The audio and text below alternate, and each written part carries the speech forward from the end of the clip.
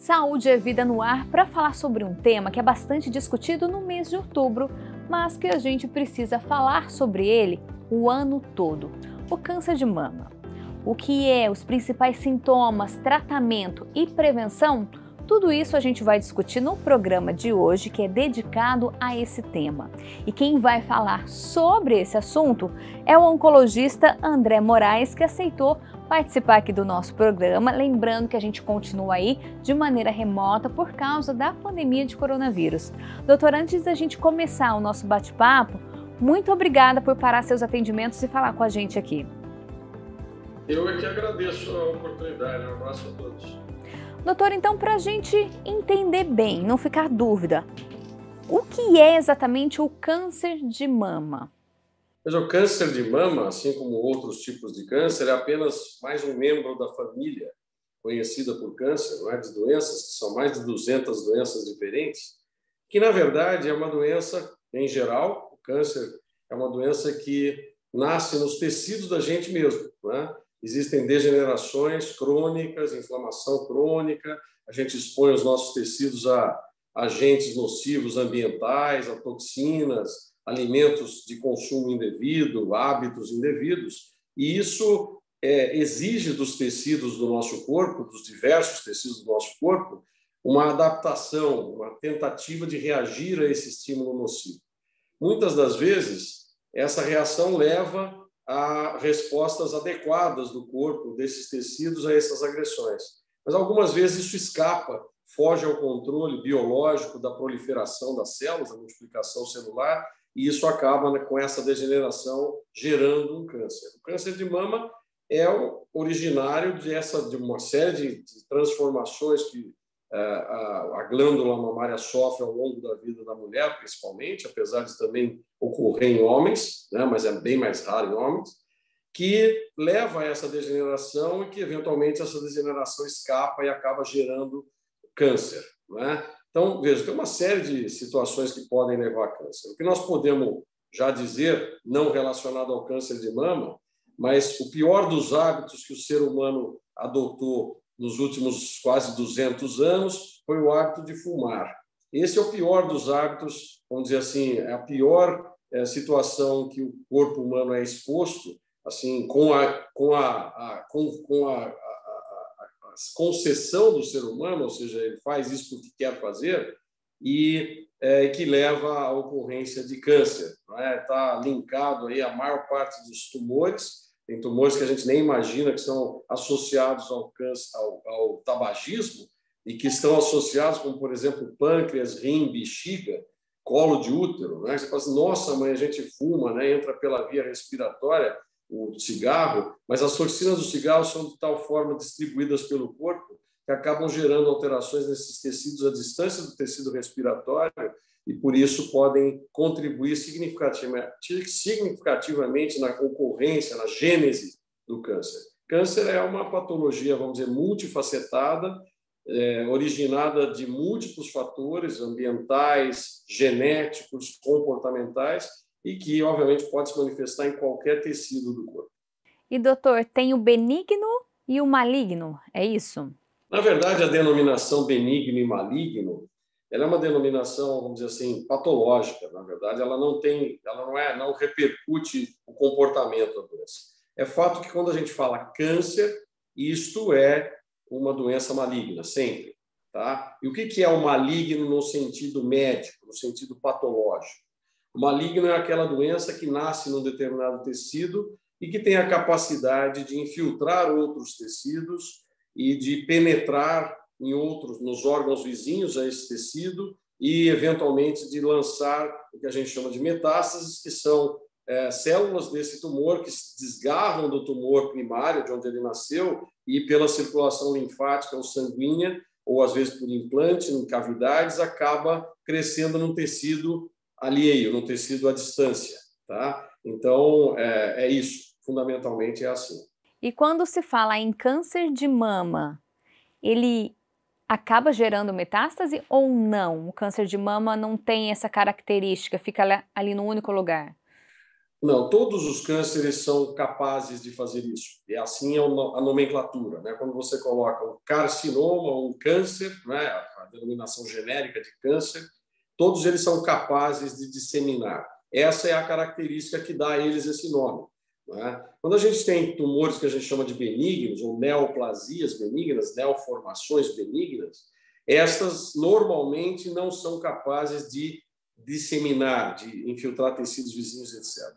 O que acontece, às vezes, é que tem alguns tumores, algumas neoplasias benignas, que elas surgem em situações anatômicas de extremo risco para as pessoas e acabam levando essa pessoa a falecer por conta da progressão local. Vou dar um exemplo para você entender. Se você tiver um tumor benigno, né, próximo à medula espinhal na região cervical, por exemplo, esse tumor, se a gente não puder retirá-lo por algum impedimento anatômico ou porque uma cirurgia poderia causar um dano maior, ele vai crescendo com o tempo lentamente, vai comprimindo, né, vai produzindo pressão sobre as estruturas nessa região, e isso pode levar a morte por parada cardiovascular irreversível, cardiorrespiratória irreversível.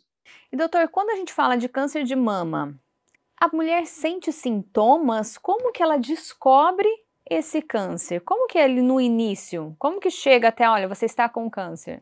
Veja, o câncer de mama é talvez pioneiro no rastreamento, tá? Por que isso é importante? Porque o câncer, como eu falei, ele nasce nos tecidos da gente, né? Então, você tem lá uma célulazinha, um grupo de células que degenerou e se transformou numa neoplasia, num tumor, numa célula de câncer.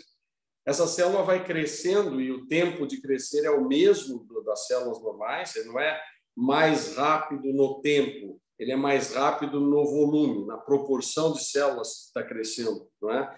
Então, o câncer ele é uma célula que não tem controle sobre a proliferação, não é? Porque isso é normal dos tecidos normais, dos tecidos de origem normal. E quando você tem um câncer, você tem uma célula que prolifera indiscriminadamente, indefinidamente, ela vai proliferar para sempre, ela tem essa capacidade, não é?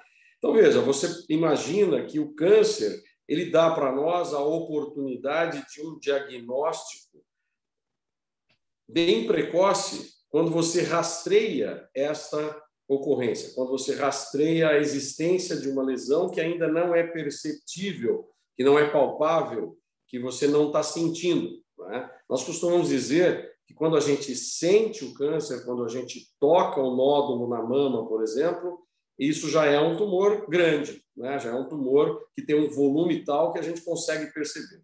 Então, veja, o esforço do rastreamento do câncer de mama, principalmente, esse é o foco da nossa conversa hoje aqui, ele é pioneiro porque foram desenvolvidos métodos e métodos radiológicos, a mamografia, um método radiológico que se desenvolveu enormemente nesses últimos 40 anos e permitiu que a gente fizesse diagnósticos de doenças ainda não perceptíveis na ponta dos dedos, não é?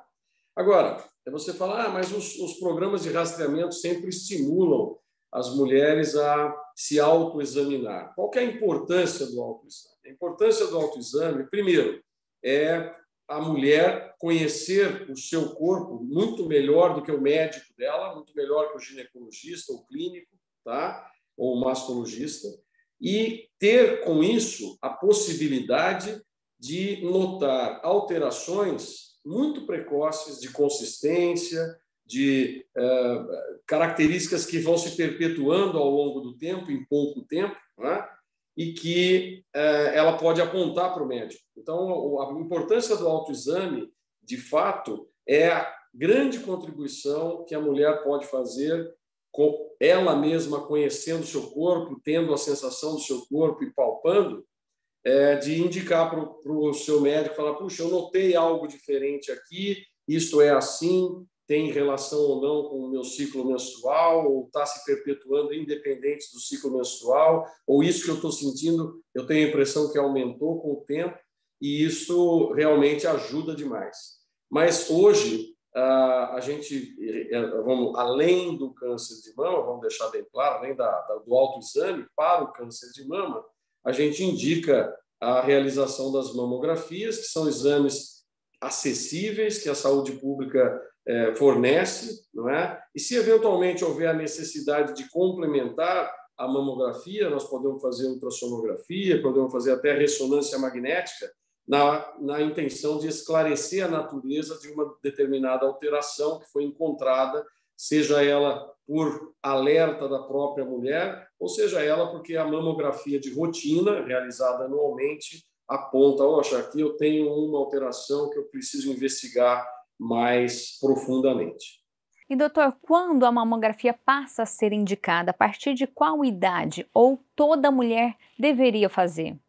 Veja, toda mulher, a partir dos 50 anos, deve realizar mamografias de rastreamento. Isso é uma indicação, vamos dizer, mundial, tá? O que nós temos? Nós temos algumas situações que exigem que a gente antecipe a realização das mamografias, tá? Mas, em geral, uma mulher que tem já prole constituída, que não tem outras patologias, que nunca teve alteração mamária palpável, que não tem história na família de alterações mamárias ou de câncer de mama ou outros tipos de câncer, esta tem que saber que com 50 anos, ou a partir dali, em torno dos 50 anos, ela deve iniciar o rastreamento. Se, porventura, a gente estiver falando de uma pessoa que faz parte de uma família que tem a ocorrência maior de câncer, principalmente o câncer de mama ou câncer ginecológico de ovário, esta a gente tem que antecipar a realização dos rastreamentos de rotina.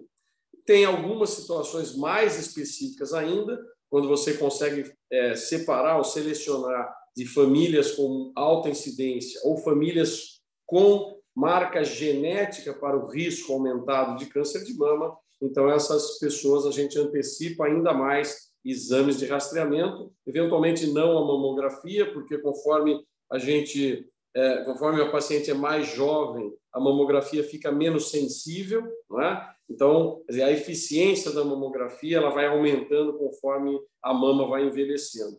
Mas veja, o rastreamento é absolutamente necessário e quem faz a orientação para a iniciação dos exames é o médico da paciente. Então, veja, a gente indica visitar o ginecologista a todas as mulheres com vida sexual ativa, não é? Então, você imagina que a mulher inicia a vida sexual lá no final da adolescência, na vida de adulto jovem, depois ela constitui a prole, ou seja, ela vai ao ginecologista, ela faz revisões, ela faz exames de Papa Nicolau, que são preventivos do câncer do colo uterino, quer dizer, ela faz um acompanhamento ginecológico. Esse médico que acompanha esta mulher desde vamos dizer, a idade mais tenra, ele acaba, num momento adequado, indicando, olha, agora é o momento de você realizar um exame de rastreamento da mama. E isso vai sendo realizado ao longo da vida, né? Isso é uma coisa que já está muito bem constituída, muito bem estabelecida na saúde mundial, na saúde pública aqui no Brasil e em qualquer lugar do mundo. Doutora, uma dúvida. O câncer de mama é mais frequente em mulheres com mais de 50 anos, por isso a mamografia é tão indicada a partir desta idade? Ou mulheres mais novas também, com 30, na faixa etária dos 20, também pode ter câncer de mama? O que acontece com o nosso corpo que a partir dos 50 fica mais preocupante?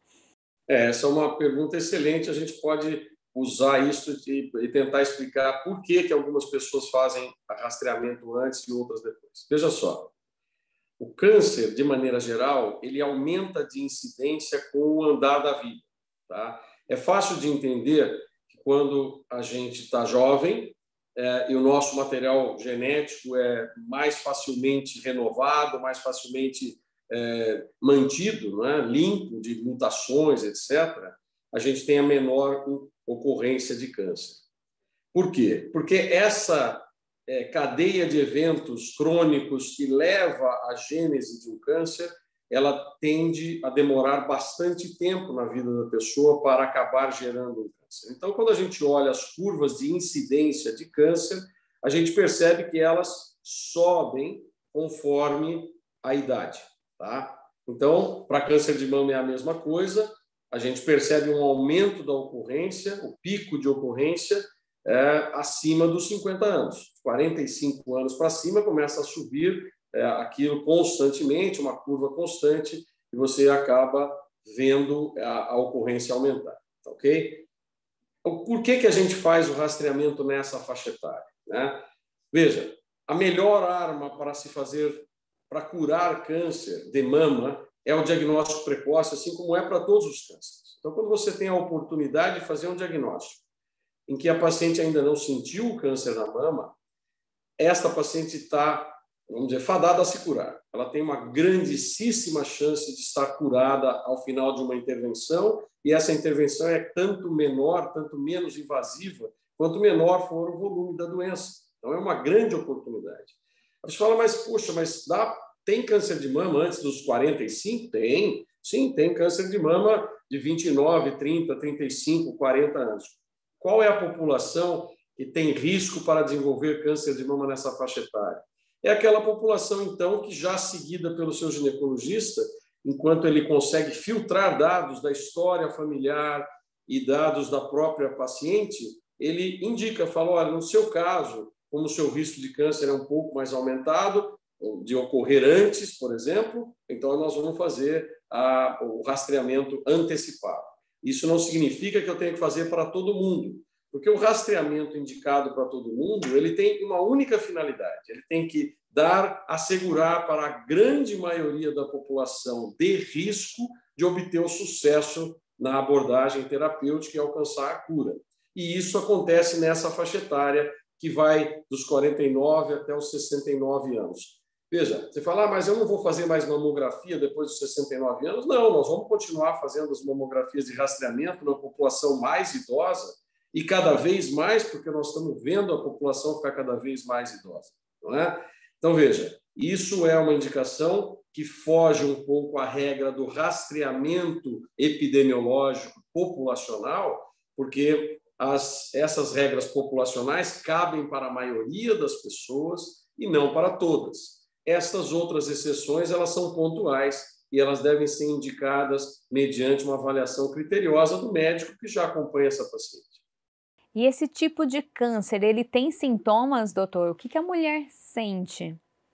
Normalmente não sente nada, tá? E aí é que tá o gancho da prevenção.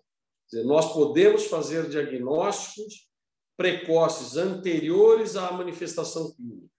Toda vez que a gente tem uma manifestação clínica, ou seja, uma massa que cresce na mama e a mulher olha no espelho e vê que uma mama ficou diferente da outra em pouco tempo, né? Ou eventualmente infiltra a pele, ulcera, ou eventualmente essa mulher tem uma dor num osso que não sabe a razão, está com um nódulo na mama que ela sentiu há um ano atrás e agora tem uma fratura no fêmur, por exemplo, ou uma dor na coluna, e isto representa uma metástase, ou seja, essa sintomatologia ela é associada a uma doença que já saiu de onde nasceu, ou seja, que já é uma doença metastática, já é uma doença avançada.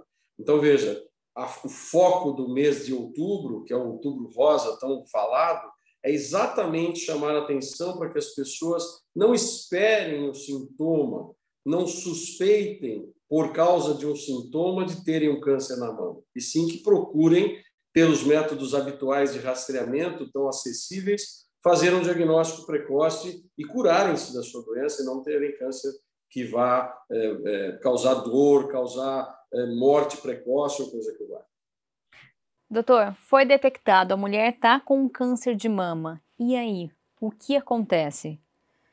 Como é o tratamento? Ela vai estar no sistema de saúde para fazer a detecção, ou seja, ela fez uma mamografia, tem uma suspeita, essa lesão exige uma biópsia. Tá? Então, qual é o primeiro passo depois da suspeita? É a realização da biópsia. Hoje em dia, a biópsia é facilmente realizada por uma punção deste nódulo na mama. Vamos imaginar que a mulher não sentiu essa lesão. Ela se palpa, não sentiu, mas fez a mamografia de rastreamento e o radiologista, o mastologista, encontraram uma alteração textural da imagem da mamografia que levanta a suspeita que precisa ser esclarecida. Então, ela vai ser encaminhada para a realização de uma biópsia.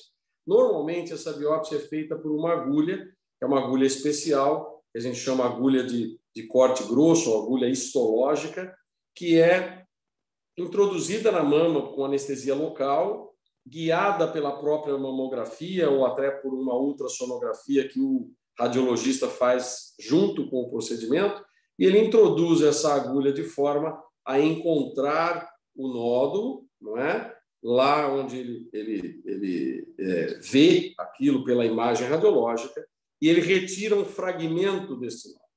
Quando ele retira esse fragmento é colocado numa solução de formalina para evitar que ele degenere no ambiente e é encaminhado ao laboratório de patologia. Aí o patologista, que é um médico especializado no exame microscópico dessas lesões, ele prepara essa peça, ele colore essa peça com corantes biológicos especiais para definir a natureza da lesão. E ali ele faz o diagnóstico. Então, neste diagnóstico, ele vai confirmar a suspeita ou afastar a suspeita, que pode ser uma biópsia que venha negativa para câncer, que seja lá uma doença não neoplásica, não cancerosa da mama, não é? Ou então ele confirma. Quando ele faz isso, ele já explora outros dados, ele já dá para nós como é que é o aspecto dessa lesão. Depois ele explora também a expressão com outros testes de receptores hormonais, se tem receptor para estrogênio, se tem receptor para progesterona, se tem uma taxa proliferativa elevada, se tem proteínas especiais que podem servir de indicadores terapêuticos ou não. A partir desse momento, essa mulher, então, com o diagnóstico confirmado, ela passa por uma série de exames. Quais são esses exames? São os exames que a gente chama de exames de estadiamento. E eles fazem o quê? Fazem um perfil laboratorial da pessoa, né, para ver como anda o metabolismo, se a função dos rins é adequada, se o fígado está funcionando bem. Aí faz-se uma avaliação do esqueleto com uma cintilografia óssea, tá? Que é um exame específico para avaliar se existe algum comprometimento do esqueleto ou não.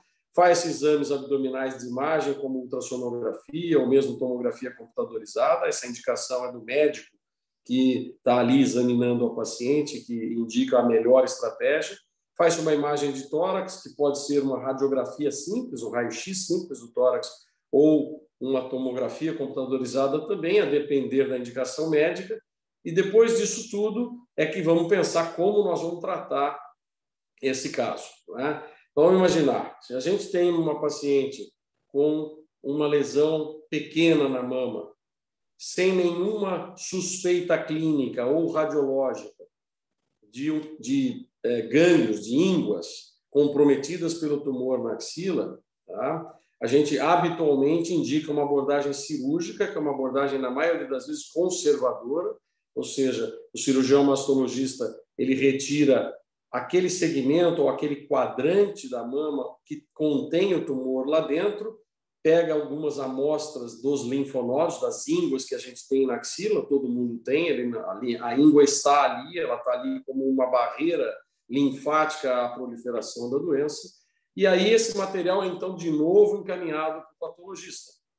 O patologista repete os métodos de elaboração do material, de fixação da lâmina, de coloração, etc., e, inclusive, da avaliação dos linfonodos que ele vai receber. Muito bem. Essa mulher, então, se recupera desse procedimento operatório, que pode ser conservador, pode ser uma mastectomia total, pode ser uma reconstrução imediata. Quer dizer, o método cirúrgico ele é adequado à condição anatômica, à condição estética da paciente, à idade da paciente, aos riscos operatórios que a paciente pode correr ou não. E aí, então, esse material, depois de analisado pelo patologista, essa informação ela é dividida na equipe multidisciplinar da oncologia.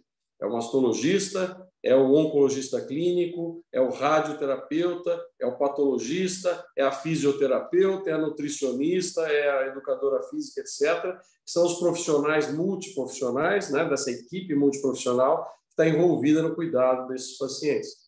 Aí é que, então, se decide como tratar, que tipo de tratamento é mais adequado, se nós não precisamos fazer um tratamento sistêmico, que a gente chama de adjuvante após a cirurgia, ou se a paciente precisa de um tratamento um pouco mais agressivo, porque as características biológicas definidas pela patologia até aqui, elas trazem essa indicação, ou seja, uma coisa que passa a ter uma complexidade maior, mas aí nós já estamos tratando definitivamente a doença. E, doutor, quando é necessário retirar toda a mama da mulher? Veja, hoje em dia, a cirurgia ela tem um aspecto estético muito importante, não é? É natural que seja assim, tá? Então, quer dizer, uma boa cirurgia é aquela que considera o volume do tumor dentro do volume mamário.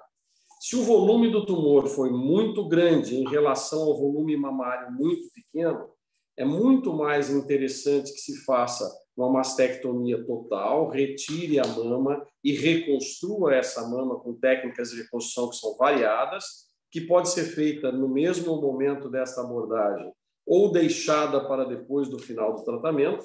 E, por outro lado, quando você tem um volume muito pequeno do câncer em relação ao volume da mama, ou seja, a relação inversa, não é? Um tumor muito pequeno, uma mama grande ou com tecido mamário relativamente bom, ela pode ser submetida a uma cirurgia conservadora, que é menos agressiva, que exige menor intervenção do ponto de vista de reconstrução após. Não é? Então, veja, a tática operatória em si, ela visa uma recuperação melhor, uma reconstrução anatômica e estética para a mulher. Tá? Essa tática, ela, obviamente, olhada sob esse ângulo, ela não pode interferir no resultado terapêutico, ok? Então, veja, eu não posso economizar a ressecção do tumor a ponto de aumentar o risco de haver ressurgimento da doença naquele local. Tá? Então, a cirurgia tem o papel de ser higiênica, de retirar todo o tecido tumoral possível e visível e suposto naquela cirurgia. Então, a agressividade, a extensão da ressecção, ela está muito mais relacionada a esta relação volume-tumor, volume-mama, do que exatamente ao resultado final. Agora, você imagina, não é? Se tiver um tumor grande infiltrando a pele, né, já crescendo, infiltrando a pele, nasceu na glândula e atravessou a hipoderme, chegou a ultrapassar a pele, essa cirurgia vai ter que ser uma cirurgia mais agressiva, porque vai ter que tirar bastante pele, provavelmente vai ser uma ressecção total, e aí a reconstrução vai ser uma reconstrução de reconstituição. Você vai ter que fechar a ferida operatória, usar estratégias com expansores, com próteses, etc., para poder conseguir, depois de algum tempo, isso não é imediato, a reconstrução mamária esteticamente aceitável. E, doutor André, me conta, pela sua experiência, pelos dados que a gente tem hoje no país e no mundo, depois do tratamento, a mulher fica 100% curada ou mas ainda tem casos que acaba voltando o câncer? Veja, tem casos que infelizmente chegam para nós já com o diagnóstico de metástases, ok? Então essa é uma paciente que vai ter um longo tratamento pela frente, nós temos inúmeros recursos para tratar as pacientes e as sobrevivências, mesmo nos casos de metástases ao diagnóstico, elas são bastante longas, tá? É óbvio que isso depende muito da abordagem, depende das características biológicas desse tumor, depende da idade da paciente, depende de comorbidades, depende de uma série de fatores que a gente tem que olhar. Mas o que eu posso dizer para você é que hoje, com os recursos que a gente tem, com as estratégias de diagnóstico precoce, ou seja, nós temos muito mais diagnósticos precoces em câncer de mama do que diagnósticos tardios de doença metastática, doença incurável, não é? Então, a gente vê no cenário geral uma sobrevida longa das pacientes em 10 e 20 anos da ordem de 94% a 92%. Tá? Aí você fala, nossa, mas que beleza. Não, isso é beleza, é mais legal quando você aborda uma paciente com doença precoce, inicial, diagnóstico precoce, e você cura definitivamente e ela vai sobreviver a vida, vai viver a vida normalmente. Tá? Ou é mais legal do que eu ter que garantir que essa paciente alcance longas sobrevivências às custas de um tratamento, e às vezes um tratamento mais penoso, com quimioterapia, etc. Então, veja, o câncer de mama passou por grandes transformações, a sobrevivência, né, a chance de viver aumentou significativamente nos últimos 50 anos, graças a avanços de abordagem, tanto no diagnóstico precoce, quanto na definição adequada biológica, da natureza biológica do tumor, quanto ao desenvolvimento de armamentário terapêutico mesmo, sistêmico, muito mais específico, muito mais dirigido para cada caso, individualizando de acordo com a característica biológica daquele tumor, um tratamento para essas pessoas. Então, veja, não é uma garantia de curar, nenhum câncer vai poder fazer isso, a gente não pode falar isso, mas nós podemos entregar uma boa perspectiva de se curar nos casos mais precoces, quase a totalidade das pacientes vai se curar quando faz o diagnóstico precoce, e na maioria dos casos uma sobrevivência bastante longa graças aos recursos. Tá? Então, veja, isso serve, de fato, para encorajar as pessoas a buscarem o diagnóstico. Não ficarem amedrontadas, eu não vou, porque vai que eu estou com câncer, porque a gente escuta isso até hoje. Isso é uma questão cultural, é um marco cultural, é um estigma muito ruim do ponto de vista da saúde das pessoas. E ainda hoje, em 2021, a gente recebe pacientes aqui com úlcera mamária, quer dizer, do tumor que ulcerou na pele, que demorou 8, 10 anos para fazer aquilo acontecer e que poderia ter sido curada lá atrás e que não procurou assistência médica simplesmente pelo medo de ter notificado o diagnóstico de câncer. É isso que nós temos que, com essas campanhas de prevenção, de diagnóstico precoce, combater. Quer dizer, nós temos que melhorar a educação das pessoas e modificar o comportamento cultural da pessoa em relação a esse diagnóstico, porque isso é uma grande chave de virada para a gente conseguir curar mais e mais pessoas cada vez mais. E, doutor, a mamografia não dói, né? O senhor falou aí que precisa de prevenção. Existem aí várias campanhas, principalmente no mês de outubro. Algumas mulheres falam, mas deve doer ou não. Como que é a mamografia? Vamos desmistificar essa mamografia para a mulher procurar esse exame? Veja, a mama é um tecido bastante sensível, né? As mulheres que o digam, eu posso perguntar isso para você, né? Da sua experiência. Veja só, todas as mulheres, ou quase todas as mulheres, percebem a mama modificar de textura e também de sensibilidade conforme anda o ciclo menstrual, não é? Porque a glândula mamária é sensível aos hormônios que são produzidos, que têm, né, as suas ondas de produção durante o ciclo menstrual normal. Então, veja, a mama pré-menstruação, ela é mais inchada, ela é mais dolorosa. Todas as mulheres sabem disso. Ela fica mais sensível. Então, esse não é o momento de fazer mamografia, concorda? Ninguém vai colocar a mulher numa fase em que a mama está mais sensível na máquina de mamografia. Porque a máquina de mamografia é um raio-x. Tá? Então, como é que ela funciona? A máquina de mamografia funciona assim. Ela faz um achatamento do tecido mamário. Né? É como se a máquina colocasse um anteparo embaixo, a mama apoiada sobre esse anteparo, é onde tem o filme da radiação, onde tem o captador da radiação, e aí vem o aparelho da mamografia e ele pressiona a mama, faz um sanduichinho da mama contra esse anteparo, e aí faz a emissão do raio-x, e aí nós vamos ver a imagem que é projetada aqui, que é capturada, na maioria das vezes, num computador, quando o equipamento é de mamografia digital. Tá? Esse é o método. Como é que faz isso? Você faz isso, vamos dizer, fazendo esse achatamento, não é um esmagamento, é um achatamento, tá? Da mama no sentido crânio-caudal, ou seja, de baixo para cima, e no sentido médio-lateral, ou seja, né, para, vamos dizer assim, diminuir um pouco a espessura do tecido mamário e melhorar a imagem que nós vamos ter aqui. Então, veja, tem muita gente, sim, que tem sensibilidade maior na mama, que quando faz vamos dizer, esse exercício de fazer o achatamento, etc. e tal, e produzir uma melhor imagem, acaba sentindo um desconforto na mamografia. Mas, olha, vamos pensar assim, ó. Se você não fizer isso e esperar para fazer o diagnóstico na ponta dos dedos, pode ser que neste ato você tenha perdido a chance de se curar definitivamente do câncer de mama. Outra coisa é o seguinte, quando a gente faz o diagnóstico precoce e evita as metástases, essa mulher jamais sofrerá sintomas da doença dali para frente. Quando a gente não faz o diagnóstico precoce, ou seja, eu não vou fazer a mamografia porque eu acho que vai doer ou porque doeu demais a última que eu fiz, eu não quero passar por isso outra vez. A primeira coisa que a gente tem que entender é a pessoa que está lá realizando, o técnico que está lá realizando a mamografia é uma pessoa como você. Na maioria das vezes é uma mulher, para evitar constrangimento, não é?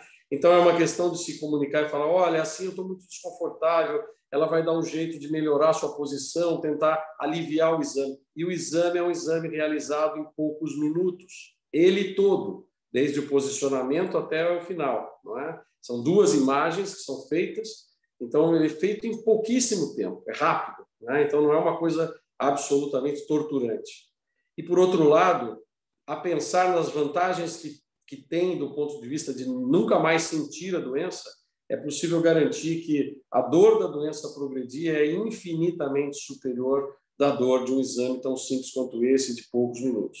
Então, veja, com isso eu quero minimizar esse preconceito, porque se a gente for fazer esse exame, se a mulher for até a mamografia com o preconceito de sentir dor, ela acaba sentindo mais dor do que o exame realmente realiza ou causa, e isso é uma situação complicada. Então, a gente precisa evitar ou diminuir isso.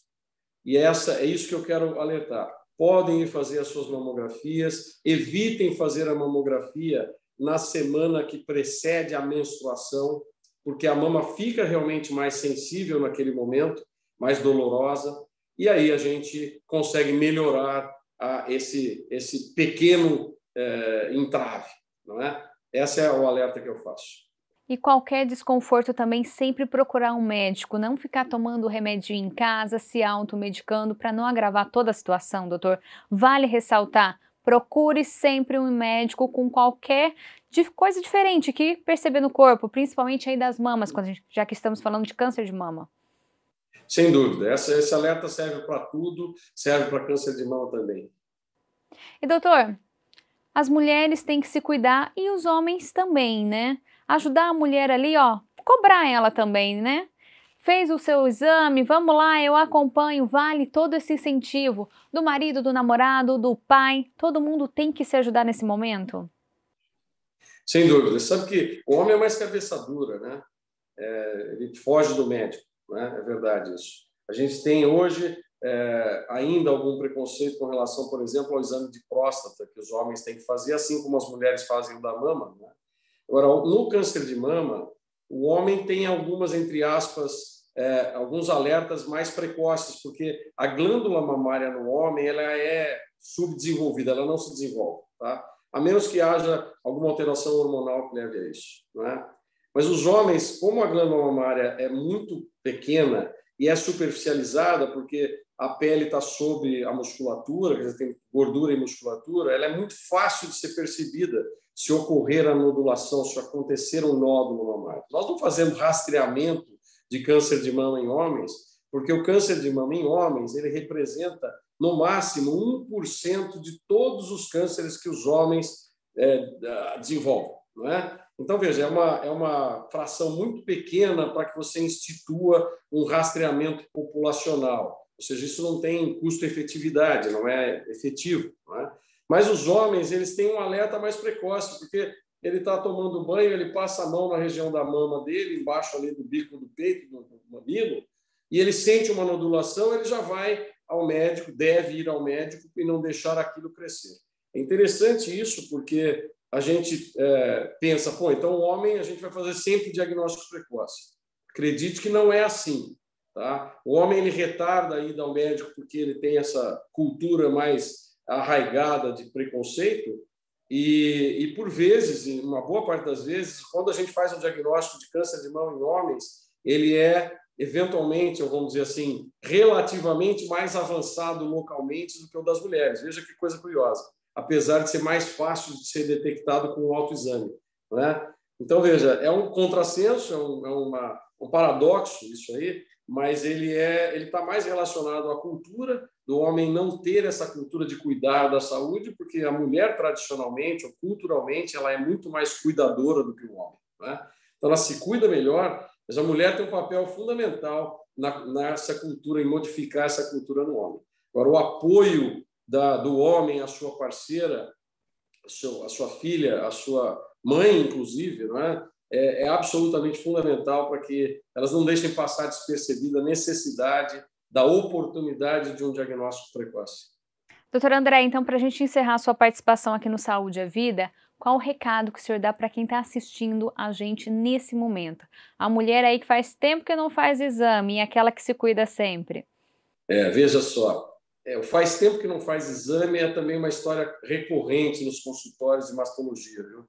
As mulheres chegam com um nódulo palpável e falam assim: eu fiz exame lá 3 anos atrás, 4 anos atrás, não tinha nada, aí aconteceu isso, aquilo. As desculpas nós temos muitas, né? Quando a gente acaba falhando no diagnóstico precoce, né? Mas veja, gente, a intervenção é muito rápida, é pequena, é absolutamente, vamos dizer, não invasiva, e ela consegue fazer o diagnóstico precoce. E o segredo do sucesso no câncer de mama é o diagnóstico precoce. É por isso que o Outubro Rosa todo ano se repete no mundo inteiro para chamar a atenção das mulheres para não deixarem de fazer os seus exames de rastreamento, irem atrás do diagnóstico precoce e garantirem o envelhecimento saudável, tá? Conseguirem viver naturalmente sem a moléstia atrapalhar a sua vida. É por isso que nós, lá no Centro de Oncologia, estamos aí elaborando um programa, como todos os anos, que já começa no dia 1º de outubro, com a iluminação da instituição em rosa e também com a divulgação em palestras que vão ser os mais variados focos, desde nutrição, atividade física, comportamento e palestras também voltadas a orientar esse diagnóstico, atividades de embelezamento, não é, das atitudes, do que nós podemos fazer do ponto de vista de micropigmentação, etc. Então, o Centro de Oncologia sempre conta com a participação de voluntários que é uma riqueza absurda, talvez seja a maior riqueza que nós temos, não é? Assim como o auxílio de vocês da imprensa, que nos permite divulgar isso todos os anos e trazer mais e mais pessoas à luz do diagnóstico precoce e a importância desses atos para a prevenção. Doutor André Moraes, ele é oncologista. Doutor, muito obrigada por aceitar falar com a gente e tirar todas essas dúvidas sobre um tema bastante importante. Muito obrigada. Eu que agradeço a oportunidade. Um abraço a todos. E olha só, o Saúde à Vida não acabou. A gente conversou aí com um especialista da área e no próximo bloco a gente vai conhecer um grupo que dá apoio a mulheres que estão em tratamento. Não saia daí, a gente volta já já.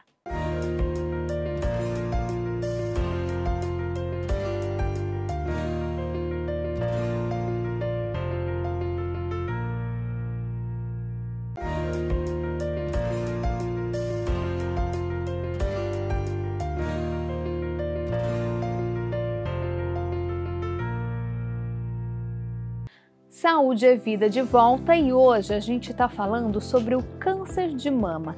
No primeiro bloco a gente explicou um pouquinho sobre a doença e agora a gente vai falar a importância de se ter um acompanhamento, uma ajuda aí. A gente sabe que receber a notícia de que está com câncer, qualquer tipo de câncer, não é fácil. Por isso o apoio da família, dos amigos aí é fundamental. Mas também existem ONG, associações que ajudam as mulheres nesse momento tão difícil. Por isso a gente convidou a Márcia Camargo Francese, é assim, doutora, que fala o seu nome? Ela que é presidente do grupo Rosa e Amor. Doutora, muito obrigada, viu, por falar com a gente, contar um pouquinho sobre o trabalho de vocês. Eu que agradeço a oportunidade. Doutora Márcia, o grupo Rosa e Amor, ele fica ali em Valinhos e atende mulheres aí de todas as cidades. Como que funciona? A associação Grupo Rosa e Amor, ela teve início há 21 anos atrás.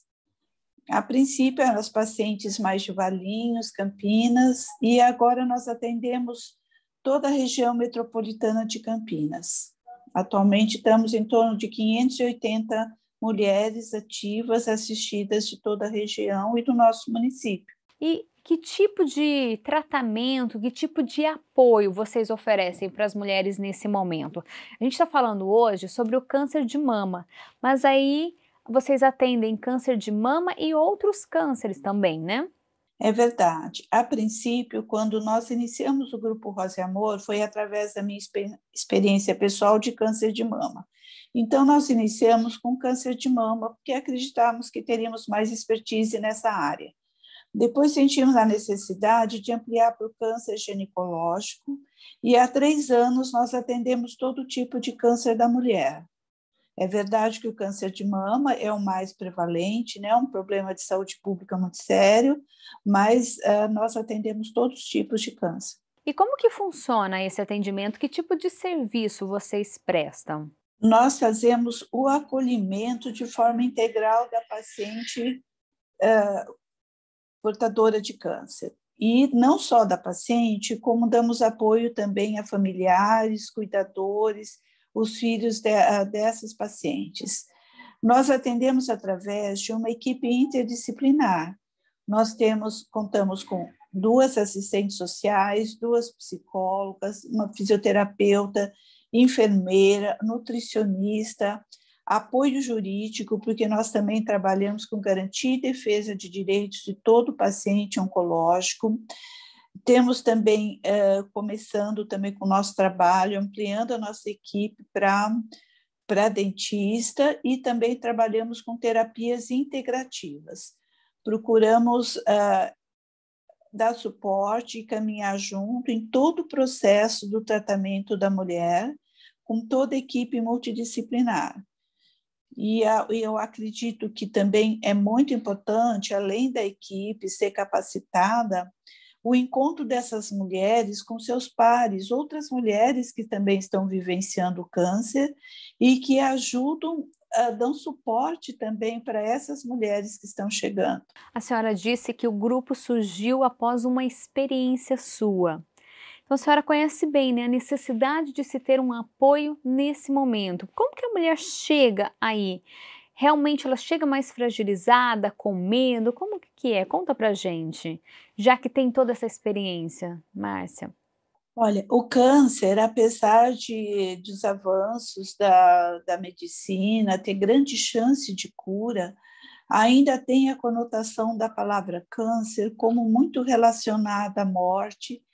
E então, toda paciente que recebe o diagnóstico de câncer, geralmente ela passa a ter, eu vou falar da minha experiência, mas é a experiência de a maioria das mulheres que passam, é como se você não conseguisse mais ter perspectiva de futuro nenhuma, como que ali parasse tua vida e você não sabe muito para onde seguir. Então, vem muitos medos, muitas angústias, muitas incertezas, e você fica uma solidão, a sensação é de muita solidão, principalmente quando você está sem família e não tem com quem dividir.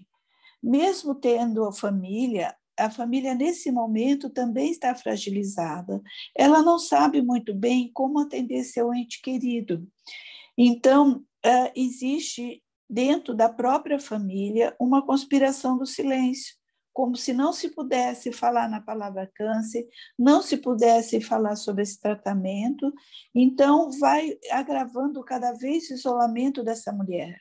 E na associação, no Grupo Rosa e Amor, ela conta um espaço para ter voz, tanto de o apoio do caminhar junto, lado a lado da equipe, que é capacitada na área de oncologia, como também com outras mulheres, com seus pares, que elas se identificam e se fortalecem. Quando a gente fala em câncer, como a senhora disse, o psicológico também precisa, então, ser trabalhado, né? A senhora percebe aí ao longo da sua experiência, desse tempo todo de grupo, que quando a mulher muda o psicológico, até a evolução do tratamento da doença acaba indo melhor? Nós falamos que o câncer é um processo, é uma experiência de vida. E nesse processo, quando a mulher consegue enfrentar, olhar de frente e assumir o câncer e saber que existe muita vida depois do câncer, e ela começa a rever um futuro e fazer projeção desse futuro de uma forma mais saudável, revendo seus valores, revendo a sua vida anterior, vendo o que vale realmente a pena ela estar seguindo, ou se ela pode seguir um outro caminho mais saudável. É essa que o Grupo Rosa e Amor procura caminhar lado a lado. Lógico que tudo isso é uma mudança interna, interior de cada um, mas nós seguimos junto com essas mulheres como facilitadoras delas conseguirem entrar dentro delas e ajudá-las a se tornar pessoas mais conscientes, mais saudáveis e, com certeza, elas vão se tornar seres humanos melhores. A gente está falando aí da ajuda para a mulher, mas a senhora disse também que tem ajuda para a família. A senhora até falou um pouquinho de como fica a família, de como ela fica fragilizada. A família chega aí e também passa por psicólogo, assistente social? A família passa, né? Geralmente um dos familiares é o próprio cuidador. Eles também são acolhidos de acordo com a necessidade pela equipe multidisciplinar, principalmente na área de psicologia. E atualmente nós estamos iniciando um trabalho para os filhos das nossas pacientes, quando elas estão tanto em processo de tratamento, que já passaram, e até para aquelas pacientes que já se foram e que deixaram órfãos. Então, nós estamos com um projeto já estruturado para dar o início agora em outubro, que compõe de a psicóloga para essas crianças e adolescentes, com assistência social, com terapeuta artística e psicopedagoga, para apoiar essa mulher nesse momento que a mulher está muito fragilizada e não consegue dar conta dessa situação, e ajudar também até os adolescentes na profissionalização, acolher essas crianças para que tenham vida mais saudável e que não venham a ter problemas mais tarde devido a esse momento do câncer da mãe. A senhora falou aí dos filhos. A mulher que é diagnosticada com câncer e que tem filho, principalmente os pequenos, ela fica mais fragilizada? A senhora percebe isso nos seus atendimentos? Fica com mais medo? Ela fica muito preocupada, ela não consegue ver futuro, ela olha para os filhos e não consegue vê-los crescendo. A sensação é que o mundo que tenha parado ali a vida. Então, o grupo de apoio, auxiliando essa mulher nesse caminhar, mostrando perspectivas com seus pais, que existe muita vida também depois do câncer, apoiando seus filhos, até para uma dinâmica muito mais saudável dentro da família, é super importante. Ela vai passar por esse processo com muito mais tranquilidade, seus filhos de uma forma mais natural, mais saudável, do mesmo jeito que as mulheres têm identidade com seus pares, essas crianças também vão ter identidade com outras crianças que têm as mães vivenciando esse problema. Porque muitas vezes na escola essas crianças se sentem diferentes, a mãe não consegue levar para a escola, ela é encaminhada por outra pessoa, a mãe está em tratamento, ela perde esse vínculo mãe-escola, porque a mãe está fragilizada, ela também está precisando de apoio. E o Rosa Amor tenta englobar essa família como um todo. E a mulher, desde que ela recebeu o diagnóstico, já pode procurar o grupo? Sim, nós atendemos desde o do diagnóstico. Quanto mais cedo ela procura o grupo, é melhor, porque ela vai ter apoio durante todo o seu processo. A nutricionista vai orientá-la com a alimentação para aumentar a imunidade nesse período. A psicóloga vai estar acolhendo essa mulher, seus familiares, as crianças, os adolescentes. O serviço social vai estar acolhendo essa mulher e também orientando sobre os direitos dessa mulher, garantia de direitos, que muitas vezes eles são ignorados e elas podem ter muito direito durante esse processo de tratamento que pode ser acionado e facilitar a vida dela durante esse processo de tratamento. Por isso, nós temos assistência social trabalhando muito junto com apoio jurídico. E esse apoio que vocês dão é ao longo do tratamento, né? Se durar anos, ela vai ter o apoio de vocês. Sempre. Nós nunca abandonamos a paciente, porque o câncer é considerado doença crônica. Então, é muito importante que ela seja acompanhada durante todo o processo. Tem muitas mulheres mais jovens, terminam o processo, elas já vão seguir sua vida no mercado de trabalho, mas sempre mantém o vínculo com o Rosa e Amor. E nesse momento de pandemia, para nós, foi assim, um momento de acolhimento de uma forma diferente dessas mulheres, porque o Rosa e Amor, ele não tem como meta a parte do assistencialismo, de doação de mantimento. Nós atendemos mulheres com câncer, então ela pode ter convênio, como pode não ter convênio, são todas atendidas igualmente. Mas no caso da pandemia, nós tivemos o problema que muitas mulheres passaram a ter necessidade de receberem cestas básicas e até sopas durante o tratamento delas, que elas não conseguiam fazer, que foram acionadas nossas voluntárias para nos ajudar. Dentre essas mulheres, um levantamento feito no Rosa e Amor, metade delas eram chefes de família e dentre elas e essas mulheres desempregadas, precisando muito de um suporte econômico, um suporte emocional. E, além disso, nós fizemos um projeto que estamos para a inserção dessa mulher no mercado de trabalho, com palestras para orientação de como elas serem mulheres empreendedoras, conseguir fazer uma MEI, como ela se apresentar no mercado de trabalho, apresentar seu currículo, e, fora isso, parcerias com o SENAC, SENAI, que já está em andamento, os cursos que elas já estão fazendo para fazer com que elas sejam inseridas no mercado de trabalho. E, além disso, estamos com parcerias com empresas para facilitar a inserção dessas mulheres, porque as mulheres, quando elas vivenciam câncer, existe um certo preconceito se existe uma vaga para uma mulher que está passando, que teve o câncer, e outra mulher não teve, com a mesma capacitação, com a mesma escolaridade, a paciente que teve câncer, geralmente ela não consegue a vaga. Então, é muito importante essa parceria com essas empresas, que tem esse olhar mais solidário e que veja a mulher que passou por um câncer e respeite essa mulher e acredite que ela pode exercer funções igualmente como qualquer mulher, porque o câncer é democrático e qualquer mulher, a qualquer momento, ela pode ter a surpresa de estar vivenciando um câncer também. Márcia, todo esse atendimento é de graça? Como que funciona? Todo o nosso atendimento é gratuito. Então, independe da situação socioeconômica das mulheres. Então, além do nosso atendimento, nós também temos doação de próteses para as mulheres mastectomizadas, sutiãs próprios, perucas, turbantes, lenços. O grupo dá todo o apoio para essa paciente passar de uma forma mais tranquila.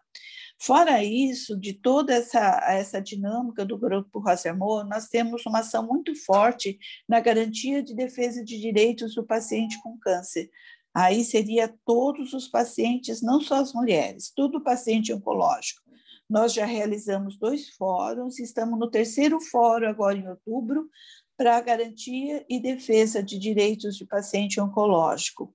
E também trabalhamos com dados, com evidências, para mostrar para o setor público e sugerir mudanças para que as políticas de saúde sejam mais aplicadas, sejam eficazes para facilitar o paciente oncológico, para que ele tenha mais vida, que diminua o período de espaço entre o diagnóstico, o tratamento, o tempo que a mulher entra no serviço de saúde até ela conseguir confirmar seu diagnóstico, que isso faz parte da lei dos 30 dias e a lei dos 60 dias, que, infelizmente, raros casos elas conseguem ser cumpridas. E para você de casa que está acompanhando aí o Saúde e a Vida de hoje, a gente está falando sobre o câncer de mama e esse apoio que a mulher precisa nesse momento. A Márcia, ela é presidente do grupo Rosa e Amor, e deu para perceber que é um grupo muito grandioso, com um trabalho imenso. E só para a gente ter uma ideia, Márcia, eu separei aqui alguns números. Hoje, o Rosa e Amor atende aí mais de 570 mulheres incluindo a família, não só de Valinhos e Campinas, mas também de toda a região. Ele foi fundado em 2000 e olha só os resultados alcançados até agora. 20 cirurgias de reconstrução mamária, 1.000 pessoas cadastradas, 200 ativas aí assistidas, mais de 5.000 atendimentos realizados pela equipe técnica por ano. E mais de 1.000 atendimentos realizados pela equipe de terapias integrativas também por ano. Márcia, como manter um trabalho desse, um trabalho tão importante? Olha, a manutenção desse trabalho, bom, essa parte para nós é difícil, mas graças a Deus nós conseguimos há 21 anos, né? Chegamos nesse momento. A nossa sede é própria, em terreno cedido, através de um decreto-lei em 2006, e nós temos assim um convênio SUS que consegue suprir 30% da nossa renda, do nosso gasto mensal. Temos um bazar, que é extremamente importante o bazar para nós, que nós aceitamos roupa usada, móveis, objetos, brinquedos, porque através da venda desses produtos que são doados, nós conseguimos garantir mais 1/3 da nossa sustentabilidade. Outra parte vem de nota fiscal paulista, e também de doações e alguns eventos, que na época da pandemia nós ficamos assim muito difícil de eventos, foram feitos alguns deliveries, temos parceria com cozinheiros do bem que nos ajudam a fazer esses produtos para delivery, e agora nós estamos, se Deus quiser, dentro de um mês nós estaremos também lançando um livro de gastronomia, principalmente para o paciente oncológico. Ele vai ser importante, uma parte educativa, mas também nós precisamos de uma renda. Com a venda desse livro e de nossos produtos, eles nos ajudam na manutenção da associação. E vocês também contam com os voluntários, né? Muitos já tiveram câncer. Nós temos grande número de voluntários que já passaram pelo câncer, depois que foram acolhidas pelo Rosa e Amor, continuam conosco.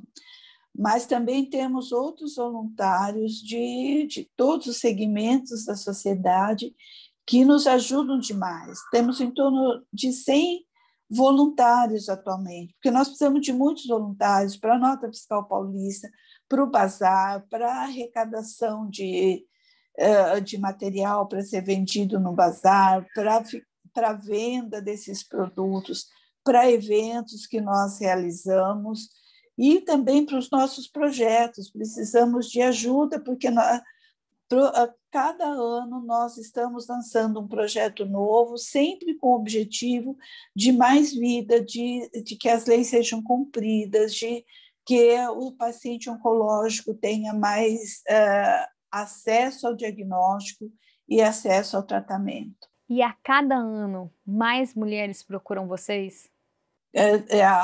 Aumenta a cada ano a procura. Agora, nós tivemos um problema muito sério na pandemia, porque atingiu todos os setores, e nós fizemos o atendimento online dessas pacientes. Agora, em setembro, que nós estamos voltando o atendimento presencial, mas todas as pacientes foram monitoradas por nossa equipe técnica. O período todo, elas não deixaram de trabalhar online, monitorando.